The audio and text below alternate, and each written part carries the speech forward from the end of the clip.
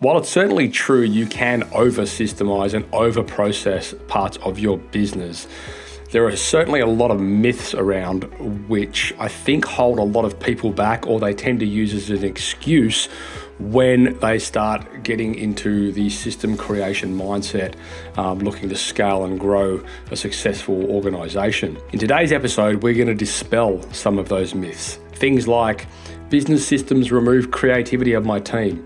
All these kind of things. We've heard these objections time and time again. But you're joining us today for the third episode and final episode, sadly, of the series we've titled Create Time, Reduce Errors and Scale Your Profits. And I'm joined by the author, Dave Jennings of Systemology. And Dave has been on the show a number of times before. However, in this series, we are specifically diving into some of the Systemology frameworks and mindsets that he teaches in his book. Guys, we're giving away a couple of free copies of this book in the Facebook group, some nice signed hard book copies. So if you're not in the Facebook group already and you would like to get hold of one of them, head across to the group and you can be part of that fun little competition we're running over there. So guys, I look forward to hearing your feedback, comments and experiences about this topic. I know it's been a bit of a hot topic of conversation over the years within the community, and certainly we've spoken a lot about systems on the podcast in the past. However, this is an amazing revelation, the way that Dave has communicated the system process within his book. And we dive into all some of these topics within this podcast series. He really has turned it into essentially a blueprint for success. So guys, I know you're going to absolutely love this. Enjoy, and I look forward to hearing your comments. Today's podcast has been proudly brought to you by Tradie Web Guys. Tradie Web Guys work with tradespeople only on their websites and marketing solutions to help them stand out from their competition. Everything from web design through to SEO, search engine marketing, content creation, you name it, guys. It is a customized solution for trade-based organizations, and it's fantastic.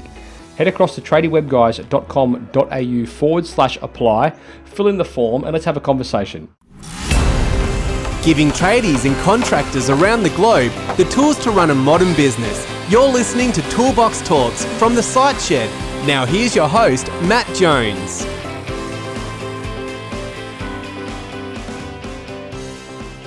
Hello listeners and viewers, welcome back to the Site Shed podcast. You're joining us today for the third and final episode, sadly, of Create Time, Reduce Errors and Scale Your Profits series. I'm conducting this series with my co-host and buddy Dave Jennings from System Hub and Systemology. Dave, welcome back. It's an exciting one. I'm hoping what we're doing is just igniting that fire in someone to go, I'm going to re-look at systems, because there are a lot of myths and misconceptions, and people come to conclusions where they just go, I'm not a systemized person. I can't systemize my business. My team won't follow these systems.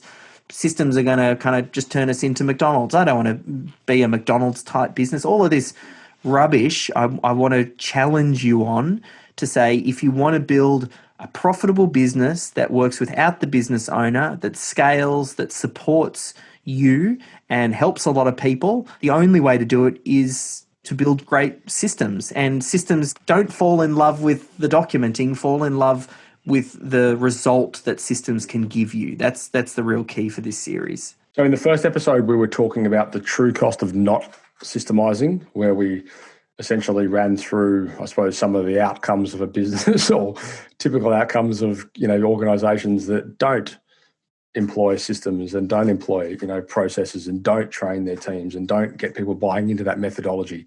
In the second episode, or the previous episode, we were talking about why the business owner's very often the worst person to create process. So for all of you guys, that could be a bit of a revelation, and hallelujah. In that episode as well, it's really important that you go and check that episode out, because Dave talks about his critical client flow, which basically is the starting point for you to go and create systems. So if you're new to this and you haven't listened or watched that episode, go and check it out. It's also in the first chapter of his book, Systemology, which has just been released. So for you guys that haven't got a hold of that, head across to Amazon and get it. It's also an audio book, so you can also tune into the audio book if you can't read. So you have no excuse.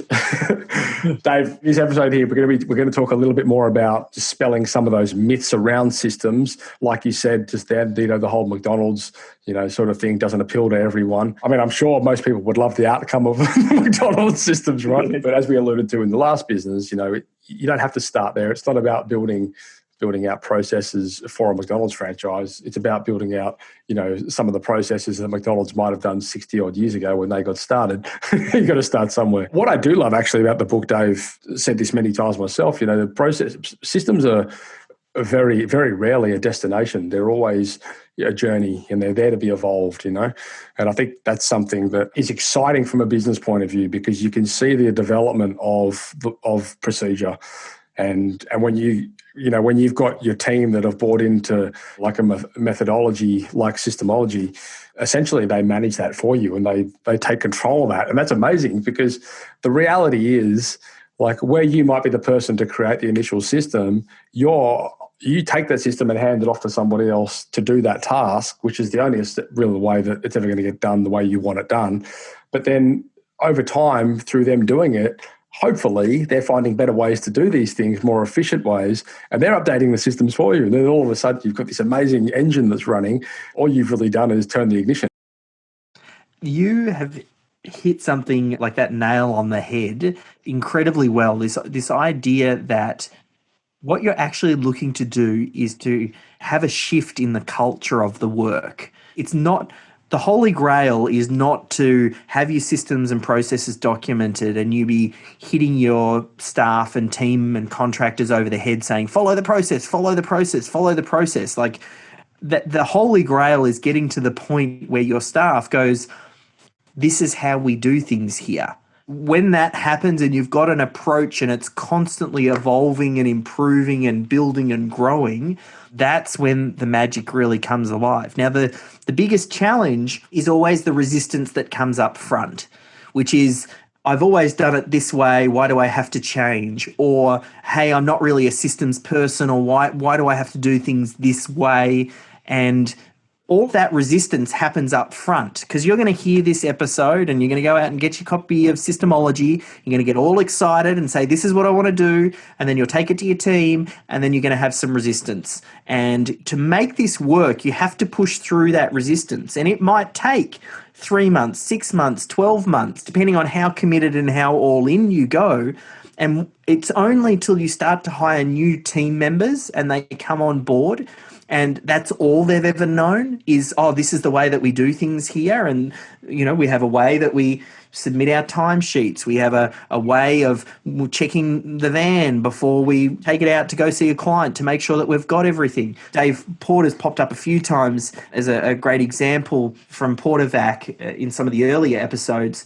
I remember one of the things that he shared with me about one of the biggest wins he had was at the end of the shift, when people would come back and return the vans, would get frustrated because they just throw the keys over, and then there wasn't really much thought about making sure that it was well prepared for the next day and everything was all set up. People would arrive and get going and it'd be just a complete mess. So initially he was looking to the staff and saying, he was not going necessarily to the root cause. He was seeing the symptoms and talking to the team members and saying, I need you to do this. I want you to clean it. I want you to go through this or that checklist. And what ended up happening is he reached a point where he said, the problem is in the system. So he went to work on that system. He created the checklist and a process. So when the vans got returned back, there was a way of doing things that everybody had to follow. It changed in his mind.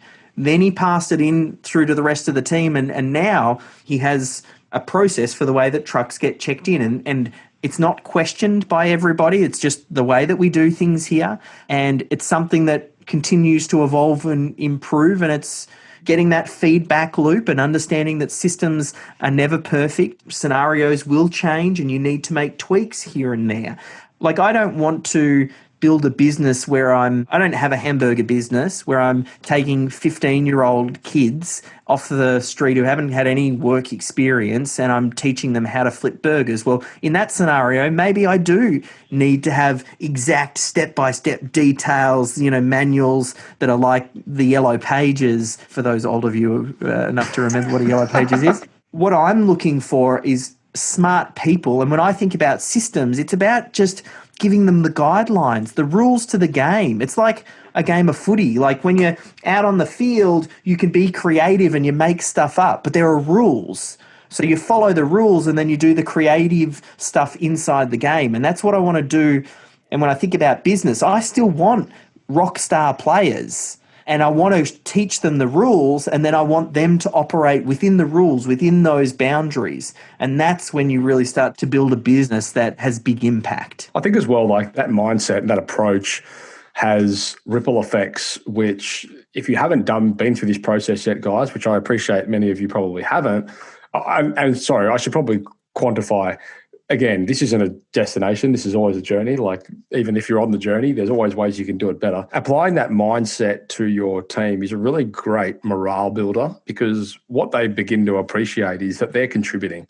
And instead of coming to work and being told what to do, they're coming to work and being equipped, and then being able to apply their own level of creativity to, like Dave just said then, within the guidelines of, the business, put their spin on it. And as business owners, that's music to your ears, because essentially you want people to be doing that. You want them to be creative and you want them to be invested in the process. And I mean, in a perfect world, they come to you and say, "What do you think of this? I've just updated this system." I mean, brilliant, perfect. Let's run me through it. Show me how it's better.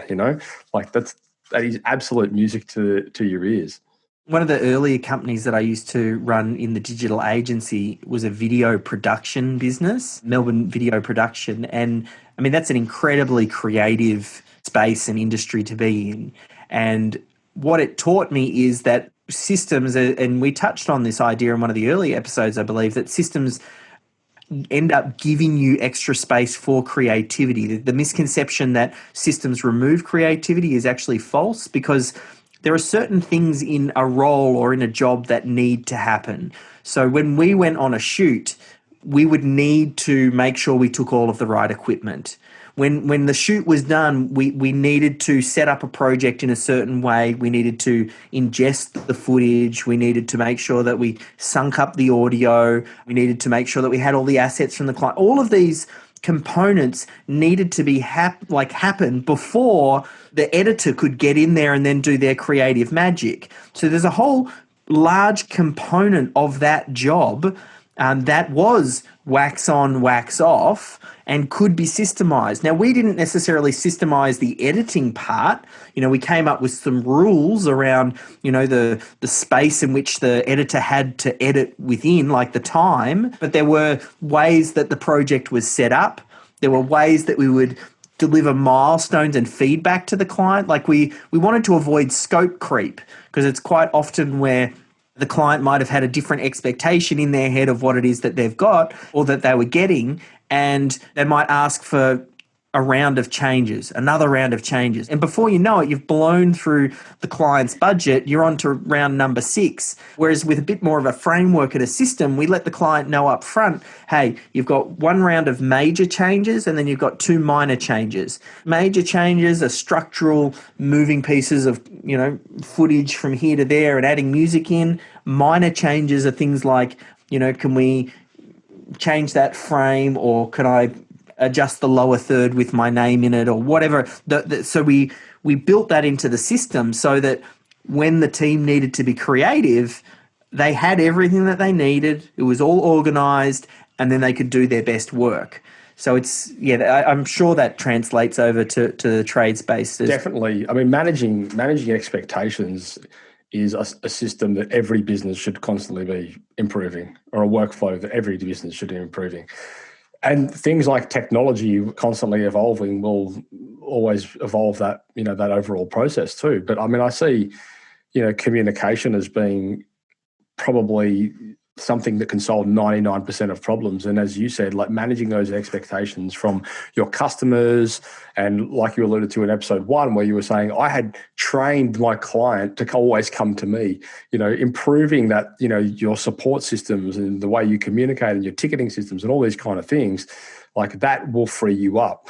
And so I think like it's certainly relevant to trades, because as you can imagine, when somebody goes out on site to, fix a hot water heater. Oh, why are you here? Could you do those tap washers? And you're like, oh my God, where does this end? Like, next minute you're building the guy, a 3-story renovation at the cost of a hot water heater. So you've definitely got to have process in place there, which educates the customer initially as to, what's involved, what isn't involved, what's being cheeky in asking for, what's above board, all these kind of things. It's all a process, right? A lot of this stuff as well, like if you just, like the best way to capture this stuff is to, once you do your critical client flow, you just think, who knows how to do that step already? And let's just capture what they're doing. So you might go, oh, wow, we have this sales guy. He's our best sales guy. Great. Well, let's record him doing the task. Or maybe you've got a guy who manages clients really well. Okay, well, let's record him with the first couple of phone calls that he has with the client to go, what is it that he's actually saying? And that just becomes the base level. That's what I always say. Don't try and get this perfect out of the gate. You'll get so many wins by just getting everybody consistently applying whatever the best practice is currently and get everybody up to that standard. Once you've got that, later on, we can think about coming up with a way to improve it. But at least initially, let's just get everybody doing the best method that you already know. I think as well, like the best method, sure, but then also delivering consistency, something that the system addresses. And I think that's something that a lot of the guys have issues with, because they might have, 5 or 6 carpenters that are working for them and they all have a different way to pitch a roof, and so having them understand the way that you want it done for whatever reason that might be, like, first of all, that's great for them, because now they, they're not getting in trouble and they understand the way you want it done. They've got something to follow, whereas very often that's a problem, because they've got all of a sudden products and services and, things that are being delivered which are not following in a pattern, and it's kind of all over the shop, Another misconception that people think as well, maybe if they're not a systems person, they'll think that their team aren't systems people, or other people aren't going to want to follow system and process. What I've found is players, team members that want to excel, depending on how the systems and processes are delivered. Like, we don't want to just create red tape and bureaucracy for the sake of it. Like, we create systems that deliver the appropriate amount of information without necessarily being overkill. But what that does is it tells them how to win the game.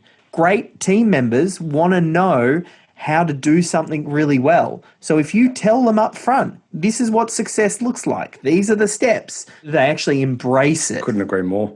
We've covered a lot, haven't we? I mean, we've been through a whole bunch of different areas in relation to systemology, systems. We haven't really dived into the book, but we've certainly taken some principles from within the book and applied it to these episodes. Is there anything that you want to really talk about in relation to some of the stuff that comes out of the book and what people are going to be, getting when they read it? Yeah, I think the first thing to do is when you get the book, you want to read it all the way through one go, because you want to understand the pieces. So systemology, it's a 7-step process with the whole idea of turning an owner-dependent business into something that's a bit more systemized, that you can then start to plug other team members in to run, so you can help to grow and scale it. So the stages, and we touched on some on the earlier episode, step number 1 is the define stage, which is the critical client flow. We talked about that. Step number 2, assign. Really, that's all about understanding that the knowledge exists already in the heads of your other team members. So you don't need to be creating all the systems yourself. We just have to get it out of the head of your great team members and colleagues and contractors, that sort of thing. Then step number 3, we touched on that. That's the extract phase. We talked about Dave Porter and how he used his apprentice, Kane, who went out into the field, and, that's a big secret. It's a 2-person job. You got the person with the knowledge and you got the person who does the documentation. It's 2 separate people. Then step number 4 is the organize. And that's just about some of the tools. And you touched on some of the ones earlier. You want a project management tool. You want a place where you can store your systems and your processes. That's critical. And you probably want to move away from something like Google Docs. Like, you have to think about where those how-tos are stored. Then we think about number 5, which is integrate, which is getting the buy-in from the staff. So we need to position it for them to understand it's a win for them. and there is real benefit for the individual. Step number 6 is to scale your business, you're going to need systems outside of the critical client flow. We talked about the critical client flow.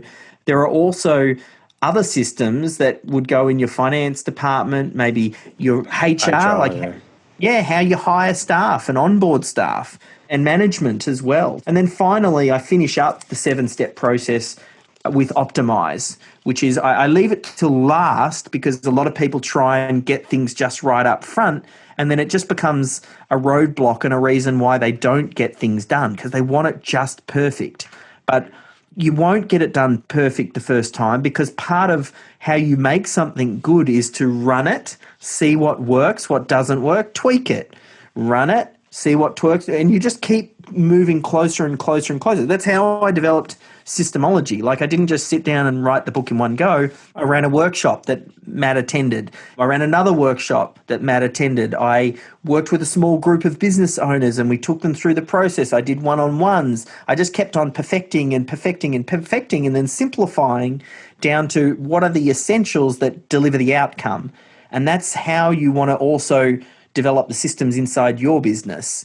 And I suppose the big takeaway as someone listens to this, I just hope that they get excited by this idea. I want it to just catch you enough that you follow through with it, because one system isn't going to do it. You might put 1 or 2 systems in. The real magic of systems is when you compound this, when you've got 10, 20, 30 systems all firing and stuff is happening in your business that you're not aware of, then you can have some tremendous results. And I mean, we talk about a lot of them in the book. There's case studies and stories. Dave Porter's a great one, but because it speaks directly to your industry. But there's other ones. There's Diggy Doggy Daycare, a lady who runs a doggy daycare centre. She systemized the business and then sold it to a big corporate that wanted to roll it out across Australia. There's stories from Web Savvy, a digital agency that systemized a whole department, their Facebook department, to the point where they could plug in and grow team members. There's stories about Gary, who runs Eco Solutions, which is like bushfire management, and he hadn't taken a holiday in about 6 years and then went through the Systemology process and then got it to the point where his team could do things and he could take a holiday. So depending on where you are, there's a big gamut of benefits that come from this. You just need to commit to it, lean in, and I'm confident, I've seen it so many times, that you'll get the result. I think the biggest myth to dispel is that whole thing around, well, it won't work for me. Like, it will work. There's not a business that it wouldn't work for. This is business. What I feel like is we're teaching how business actually works and at least becoming aware of it and seeing the departments and seeing the systems. And it is a different mindset. Like, we're talking about building you into a business owner rather than being an employee of your own job. There is a difference between those two.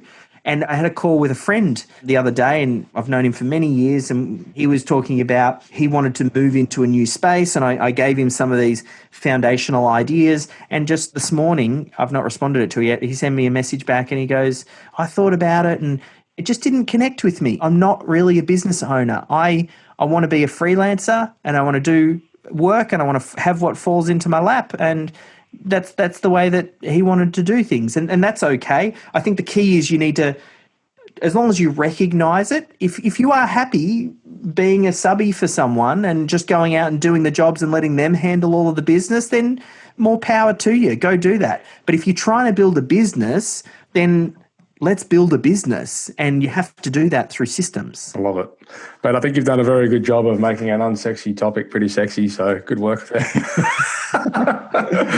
And just again, where can people get hold of you, Dave, if they need to? Yeah, systemology.com/book. From there, jump through, grab yourself a copy on Amazon, get the Audible version as well if you like to listen. Got any questions, just grab me on social. Happy to help. I actually advise guys to do that. I do this with books. I'll always listen to the audio first, and then I'll get a hard copy or a copy on my iPad, and so I can scratch it up, take notes, and actually apply things. that process works quite well for me. So maybe give it a shot. Guys, we are going to do a book giveaway as well. Now, head across when these podcasts come out. We'll do a bit of a book giveaway within the community. So make sure you're part of the Facebook group if you are not already. Dave is in there also. So if you've got any questions, by all means, you can ask some questions within there. Dave, thank you so much for your time. Congratulations on another excellent piece of literature. My pleasure. Does it feel weird to say, oh, I'm an author? It does, because I actually find the process of writing books incredibly slow and painful. I might have maybe one more book in me, but I don't enjoy the process, but I love the outcome, and I feel like it's the best way to chisel my thinking down. So, all right, mate. Well, thank you once again for your time. Guys, I hope you enjoyed that episode. Look forward to hearing your comments and feedback. That is a wrap. Thank you for listening to another episode of Toolbox Talks. If you're liking what you hear, then you can head across to thesiteshed.com where you can join our community by signing up to our Toolbox Talks. You'll get sent a weekly notification, which is basically a highlight of everything that we've spoken about during that week, along with any other industry news that may be relevant or specific to the trades. If you're enjoying the show, you can head across to iTunes, Stitcher, or SoundCloud, where you can leave us a review. That would be fantastic, and all the reviews get read out in the show. Likewise, if you have any friends or colleagues that you think would benefit from the show and the episodes that we create, then please go ahead and share it with them.